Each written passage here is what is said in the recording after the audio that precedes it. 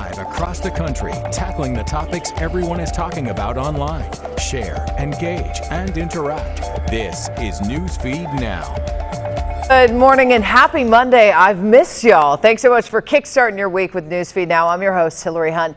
Over the next 15 minutes, we're going to talk about a grim milestone reached by the coronavirus. And what about people coming together to support a mom who is actually arrested for leaving her children alone, and a snowplow driver saving a child. That's a good one.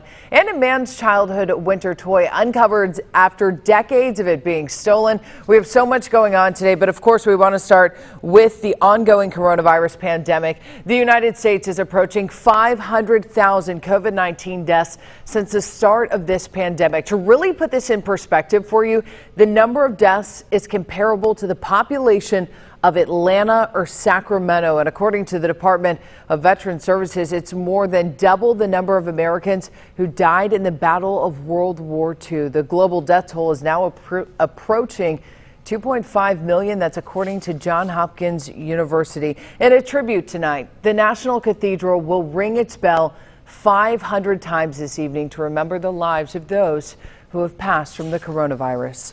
And what about some relief? Is it coming? Let's head up to Capitol Hill. President Biden's COVID relief plan is moving forward in the House this morning, something we are watching closely for you. A House vote could happen this week. The $1.9 trillion package includes billions for vaccines, schools, unemployment, and of course those important small businesses. House Republicans right now, they say it's too expensive, and they say it's just a giveaway to progressives. Now let's move back here in Arkansas. This is a story that has captured national attention. An Arkansas police officer is on the road to recovery after a nationwide search for a North Carolina girl who was kidnapped. It ended all in the natural state in a shootout between local police and a man investigators are calling a possible predator. Officer Cody Carpenter was shot Saturday night here at this McDonald's parking lot that's in Lonoke, Arkansas. 38-year-old William Ice shot Carpenter. Then, when another Lonoke officer tried to arrest him, he returned fire. A state trooper spotted Ice's truck taking off from that parking lot and chased it to a nearby another parking lot, and they found Ice later. He had shot himself. Police across the country were looking for him. This is connected to that abduction of a 14-year-old North Carolina girl. When I tell you multiple law enforcement agencies were involved in this, multiple across the country. Luckily, that 14-year-old girl was not injured. Ice was also wanted by Pennsylvania law enforcement in connection to another child predator case. A scary story there, but we are happy that girl is safe. Listen to this. A mother was arrested by police after they found her kids all alone. But here's the weird thing. An outpouring of social media support is happening for her. Shayna Bell tells us about what exactly happened and the children she loves so much. Here's Nadia Grimley with that story for us. My kids, they bring me joy. They make me laugh. They're my world. When you talk to Shayna Bell about her three children, Faith, Jayshawn, and Jade, ages 9, 7, and 3, her face just lights up. I would never do anything to harm my kids. My kids are everything to me. That's all I do is go to work and take care of my kids. It was 1 week ago today, Belle was arrested at her job at Little Caesars, accused of leaving her daughters by themselves inside the Motel 6 hotel room where she's been living. I had to go to work. My daughter decided that she wanted to stay here. My daughter told me that this is where she wanted to be. And I felt that she was old enough to be able to sit here with her sister for a few hours because my job is right down the street. But Belle ended up landing 2 misdemeanor charges of endangering children and spent the night in jail after her children's father called police. Although she says it's embarrassing, Belle isn't mad at anyone. I never set blame on anybody for anything because at the end of the day, nobody left my kids in the hotel but me. I've cried a couple of times since this situation started. I'm just trying to keep a level head and trying to stay strong because that's all I can do. Her story gained a lot of attention from across the country, from both the haters and those who support the working mom of 3. A lot of people are saying hurtful things, but a lot of people are also being there for me and showing great support. I have over $100,000 on a GoFundMe account right now. I didn't ask for that, but people gave it to me, and I'm just I'm over appreciative to what's going on. She says she's going to use that money to buy a house for her children to live in and everything they need. In Liberty Township, Nadine Grimley, WKBN 27 First News.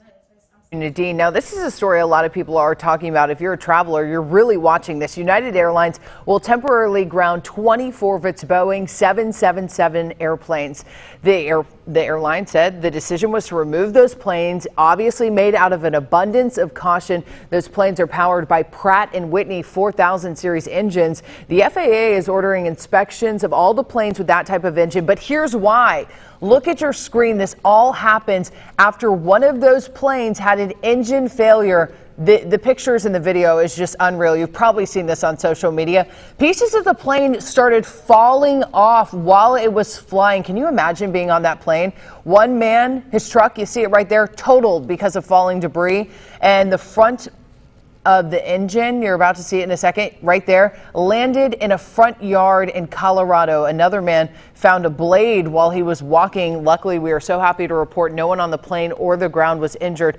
But crazy stuff with that flight. We are so happy that everyone is safe. And of course, I had to share this story. You guys know how much I love dogs. In the West, a man fights off a mountain lion to save his dog. I would do this too. This all happened in Estes Parks. Check out the cutie that's recovering right there. First, 2 mountain lions attacked the dog in just a matter of days. You see the dog and his owner right there. I call him a hero.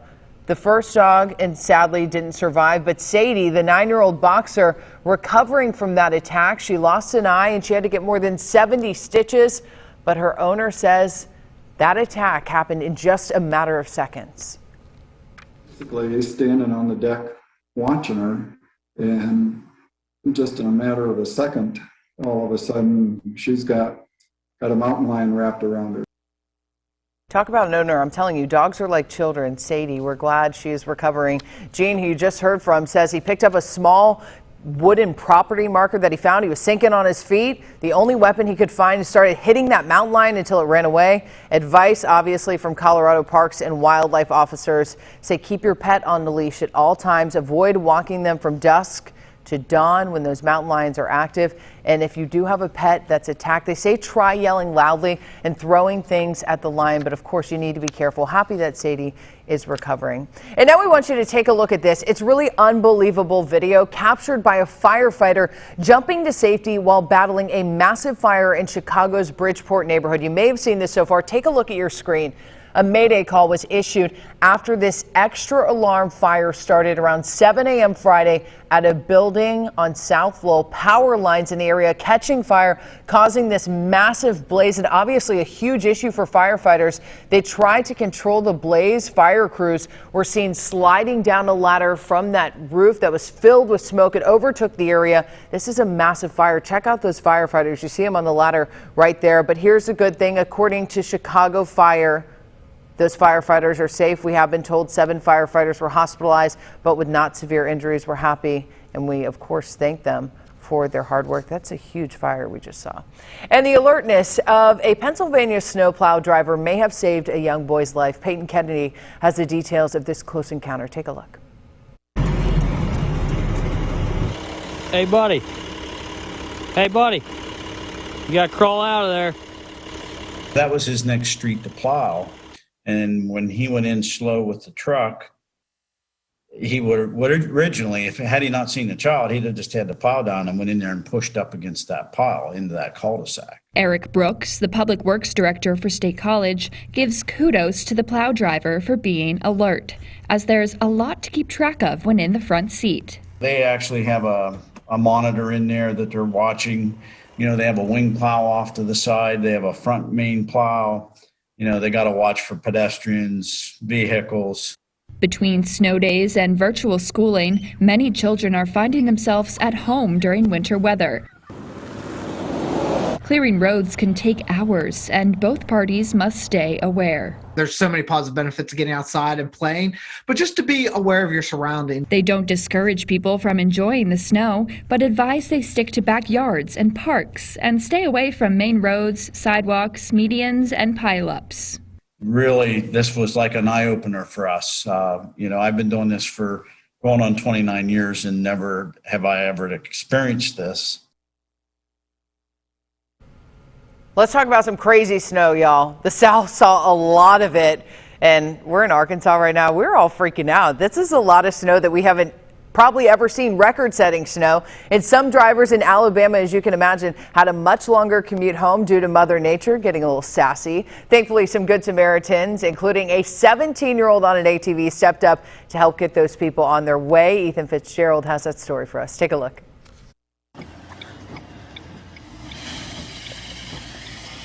Drivers Wednesday night on 231 had mixed levels of success until they hit slightly elevated, freezing roads. When I got out of my car, my boot was covered in snow. Like, I couldn't even see my boot. There were cars behind me stuck, cars in front of me stuck. Chaos unfolded around Bianca Campbell, who had never driven through snow before. She was trying to get home from a late doctor's appointment when 17-year-old Colton Drummond came to the rescue. Yeah, I think y'all can push it. Okay. Like, he's ready, he's pumped. I'm like, okay, dude, let's do it. Colton first helped some older folks who had been stuck for more than an hour. He wasn't even sure his ATV would initially help. You wouldn't believe it. There was this 18-wheeler and there was this truck hooked up to it, and he could not pull it up the hill whatsoever. Colton's ATV could. Okay. But why was Colton here? Other kids his age were playing in the snow. I thought about it like as almost like my sisters were stuck out there. She good, she good. Colton not only helped Campbell get unstuck, he waited for Campbell to backtrack to get gas at the only open station nearby, knowing she would need help again. Colton, you are my hero. Thank you for everything you did for me last night and for other people. You were so brave. If I had a son, I would want him to be like Colton. For Colton, this was not hard work at all. For him, it was fun helping people left and right. It's supposed to get icy here again. Back out there. I'll definitely be there. Just a casual observation here. Yes, there has been some melting in Hazel Green, Meridianville, but if it freezes, it could get very messy up here towards the state line. Reporting in Meridianville, Ethan Fitzgerald, News 19. We have to bring in Ethan because I love that story out of Huntsville, Alabama. Ethan, that is the ultimate compliment to have someone say, I want my son to be like you. Tell me a little bit about this 17-year-old. You know, he was just out there having fun. You know, when I got sort of the tip on this, because we weren't there shooting it as it happened, and you know, I had to download a lot of Facebook videos, and I kind of pieced the story together myself. And I mean, this kid, when you talk about Southern hospitality, this is it. I mean, he was just out there pulling people around, having fun.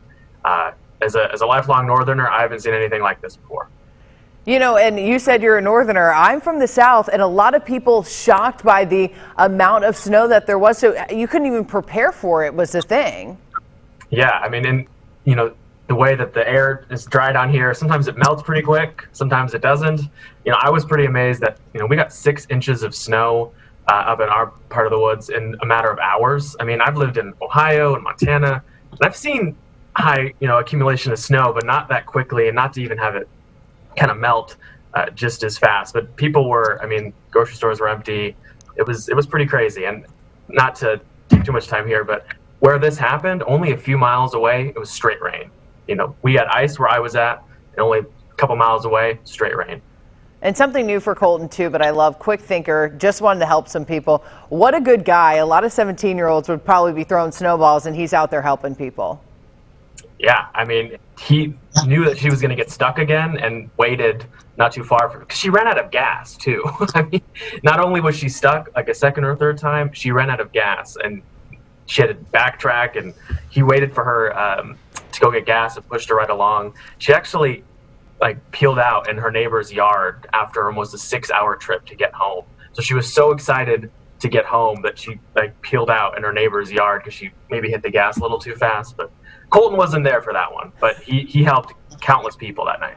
Oh, what a good guy. We all need to strive to be like Colton. Thanks so much, Ethan Fitzgerald out of Huntsville, Alabama for us. Thanks so much, Ethan. Well, let's move back to another place that got a lot of snow. Central Arkansas, covered in it. The winter weather brought back something to the surface, though, and it's not weather related. It's a story you just have to see to believe. Here's our Hunter Hoagland.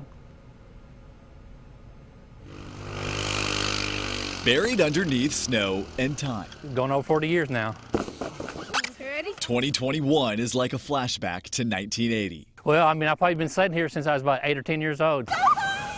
Scott Gann knows a thing or two about sledding down this hill off Locust in North Little Rock. The more weight on it, the better it is. So when the snowstorm hit, he knew exactly where to ride. I mean, it's a perfect hill. Obviously, you can tell by in the background all the kids that are sledding and all the adults too. Same hill, but different from his sled, which was stolen when he was a kid back in the 80s. Honestly, I think my dad was more heartbroken than we were because it was a form of entertainment for us kids. But miracles do happen on Locust Street when Gann looked over while sledding and saw something that caught his eye. It really was one of them like jaw dropping. I mean, I think I said wow. I mean, that was the actual words out of my mouth was wow. That was my sled as a kid. Was it really though? No, it couldn't be. What are the chances? It's got my name, my address from when we were like, 8 or 10 years old, and I was just flabbergasted. His childhood sled, now right before his eyes. The new owners, a little boy, also on Locust. They had bought the sled like 20 years ago at a garage sale. Probably paid a couple bucks for it, so it was just an innocent purchase for them. A historic winter storm changing the end to a story that started 4 decades ago. That's the beauty of it. It wasn't that far away, so it stayed where it needed to stay. Let's bring in Hunter Hoagland joining us now from Little Rock, Arkansas. And Hunter, what are the odds of it staying in the area and matching up with that guy? Pretty slim. I mean, it's so crazy when you think about it. We've all lost something probably as a kid. You always wonder where it went, and for it to come back 30 plus years later in a snowstorm, and he kind of lost it back in the snow decades ago. So again, pretty shocking to see it just come full circle like that. And you know what? He actually has a very good tip there. When you showed the picture of the bottom of the sled, he wrote his address and his number on it. He was like, that's exactly how I knew it was mine. He said, my dad wrote my address, my phone number on everything. He said, lunchbox, clothes, sled. So he goes, there was no doubt it was mine. I mean, all of my information was there. And when that kid turned it over there on the hill, he said, that's my sled. Oh my gosh, craziness for that to happen. A good tip there. People are stealing iPhones these days. Maybe write your name and number on the back with a permanent marker. And then, an identifier. Glad that he could be reunited with that sled, though. Great story. Thanks so much, Hunter Hoagland, joining us out of Little Rock, Arkansas. But, we've been talking about this. People across the southern states obviously running into a lot of trouble with that snow we saw. Now it's an issue with water during the snowstorm. But you know what? Before we go, we're going to show some happiness. Someone got very creative. You see all the snow. This is what the South was dealing with. It was crazy, but one woman in Louisiana made sure, hey, I got to keep my kids clean even if I don't have running water. So she took some snow. You're watching her right there shoveling it into a big crawfish pot. If you've ever had a crawfish boil, those things are huge. I could put myself in there. All 6'3" of me could probably fit in there. But yeah, she just didn't boil some snow, but warmed up the water and put her kid in there. Creativity to keep her kids clean. Use it like a little bubble bath. And don't worry, she turned the flame off, wasn't too hot. But you got to get creative. Oh, look how cute. That little buddy loved it. That's all the time we have for Newsfeed Now. Thanks so much for joining us. Don't forget, tune in tomorrow. It's Tuesday. We're going to have more great trending stories. And if you see something, feel free to send it to us if you want to see it on the show. We're going to have more top trending stories tomorrow. Make it a great Monday, guys. Bye.